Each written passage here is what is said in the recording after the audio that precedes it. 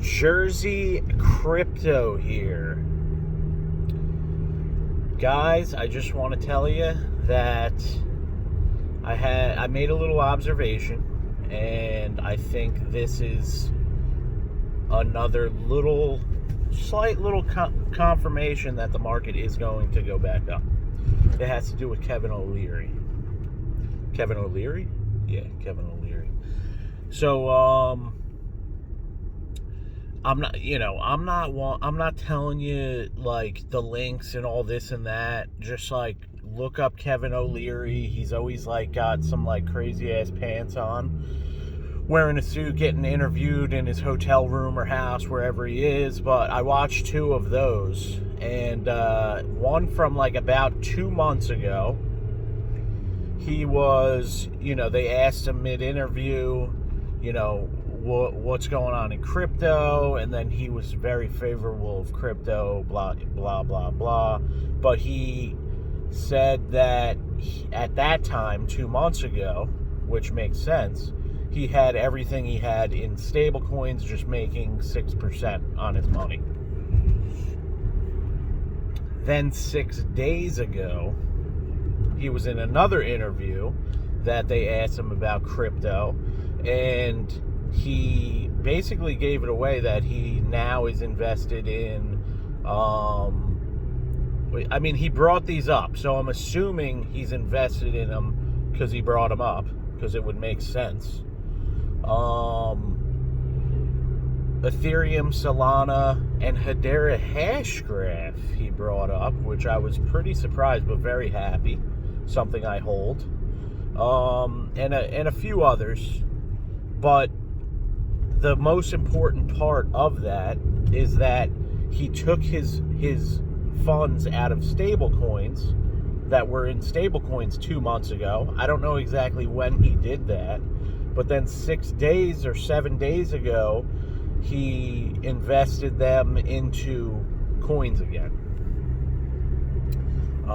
Assets instead of stable coins. So I think that means that if we're not at the bottom, we're close to the bottom, and he felt comfortable enough to move his money back into the not stable coins, the assets, the stuff with potential.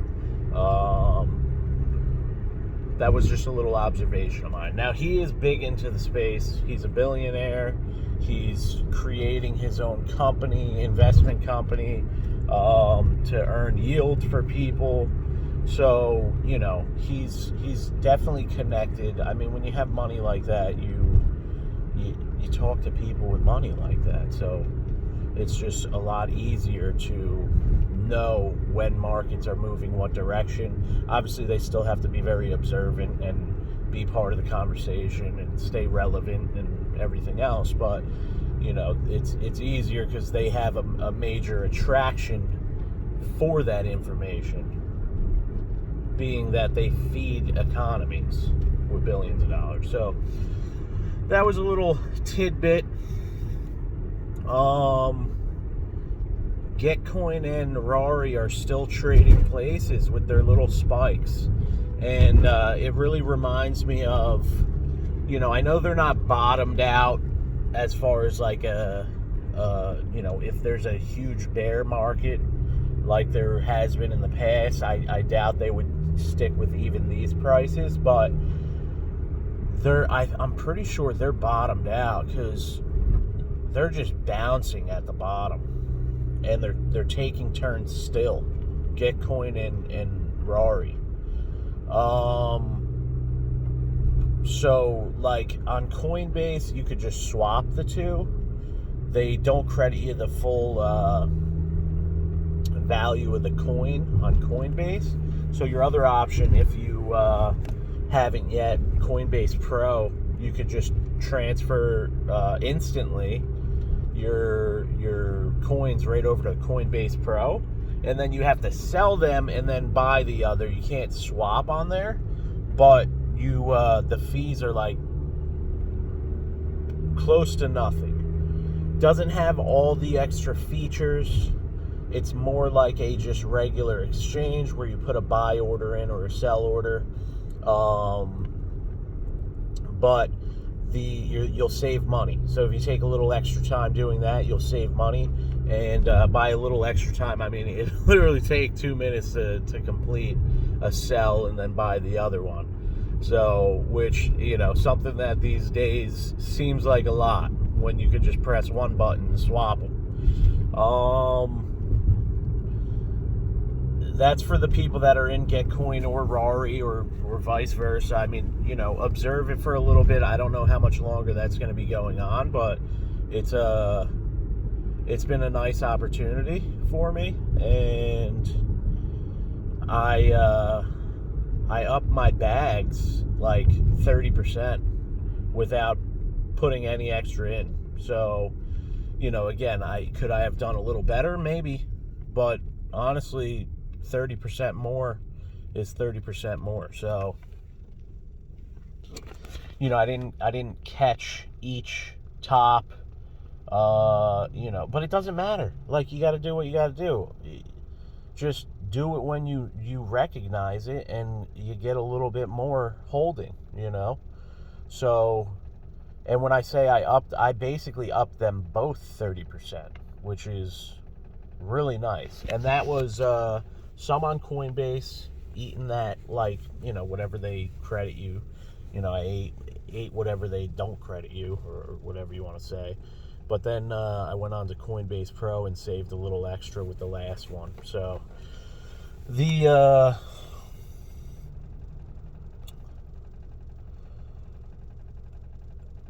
market's curve, like, as far as the charts go, comparing them to the last,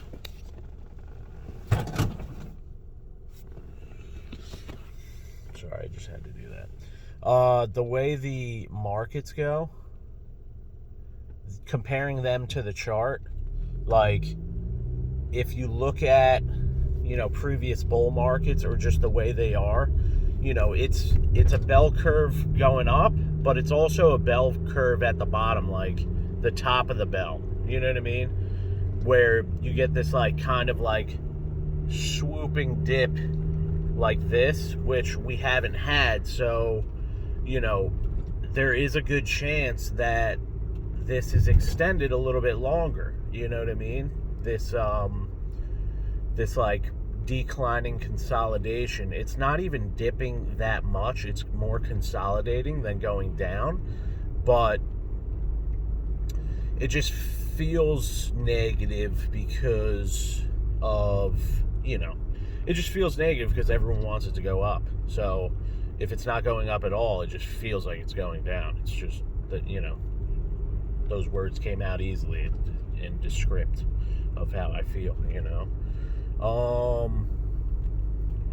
but I think patience right now is key. I'm gonna bring up what I try to do. Like, the last time, it was just a run up, and there were dips, and there was, spikes, everything else. Unless I was taking profits, if I thought things were going to, as they were going down, if I thought I was going to sell because they were going down too much, I would, depending on which part of the bull market, because as it was extended more and more, I would shorten this time frame. But earlier on in that bull run, I would delay all of my actions by a week. And by the end of the week, a work week, so 5 days, by the end of the week, I'm so happy that I didn't make that decision. So, sometimes just delaying your decision helps, and then you just have to calculate how many days to delay your decision. Sometimes when you act on a whim, literally within an hour of doing it. How many of you guys have, like, made a trade, and then an hour later you got confirmation that was the worst decision you could have made? You know what I mean? So sometimes it's an hour later, sometimes it's a couple days later, and you're like, I shouldn't have done that. You know what I mean? Exiting a position, in my opinion, if I were to compare the two, exiting a position right before you shouldn't have, is probably one of the worst feelings. You know, holding on to an asset, you still have the asset. And, you know, again, if it ends up going down and it takes forever to come back up, that might have felt like a waste of time, this and that. But, you know, unrealized gains, like losing unrealized gains, is, to me, way better than, like, after the fact than before. You know what I mean? Like, moving out of a position and then it going up, you never had the opportunity then. You know what I mean? So at least seeing it and seeing your actual, if you're comparing it to USD or Euro or whatever you're comparing it to, seeing the actual price action, you know, compared to the currency that you're used to is important, because then you start to realize the actual value of, you know, the numbers on the screen. So for the long term, I think, you know, that's something good to do, because let's be real, every single time it's a bull market and it's like a steady you know, incline, or you know what I mean, it's going up, everyone thinks it's taking over the world eventually, because they're like, this is crazy, like, this is non-stop. And then the people that are like the most negative towards it, even while it's going up, end up being positive once it hits the top. Like, even those people, you know what I mean? Like, the last time that it was at the top, I even put a video out there that I was getting phone calls from people that I would never even assume would be into crypto. And that should have been,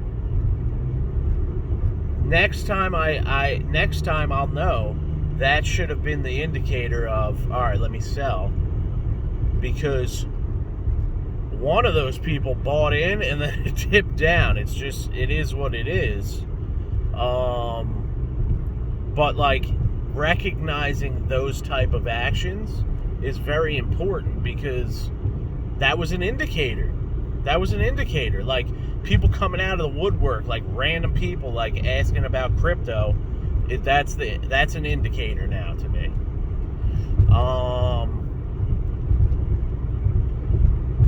But backtracking, Kevin O'Leary, he took his money off of stable coins as per an interview that I watched.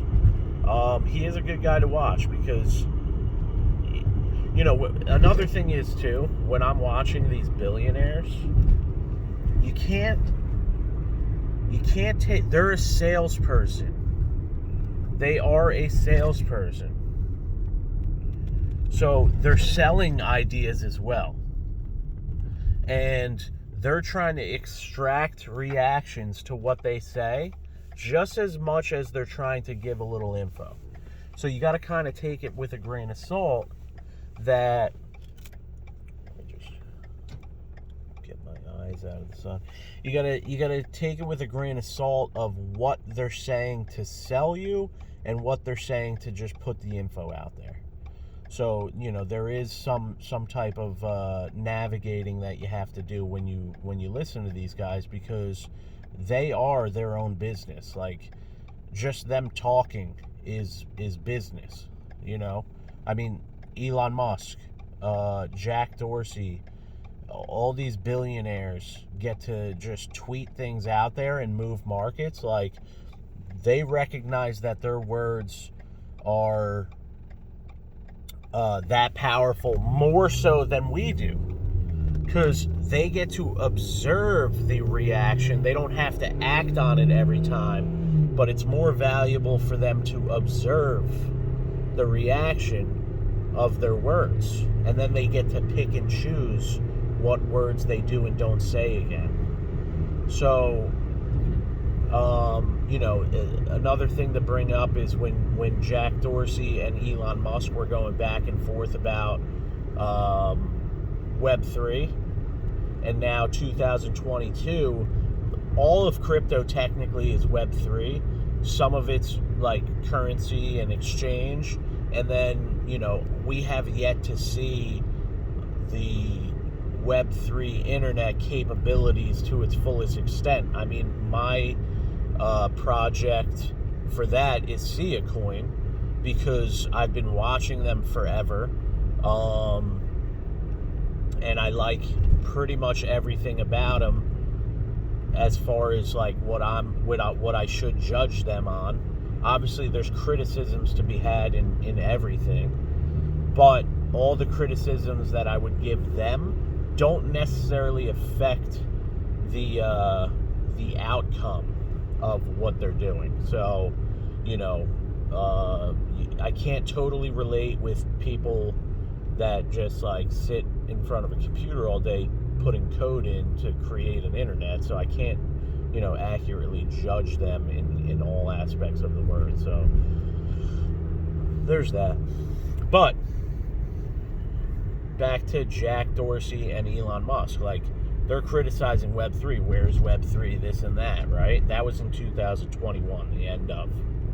Now it's 2022, and you have other people saying that, you know, social media coins and like specifically Web3 like applications, like usable applications that don't necessarily have to do with exchange of currency or, you know, gaining a yield or, you know, hyper focused on currency.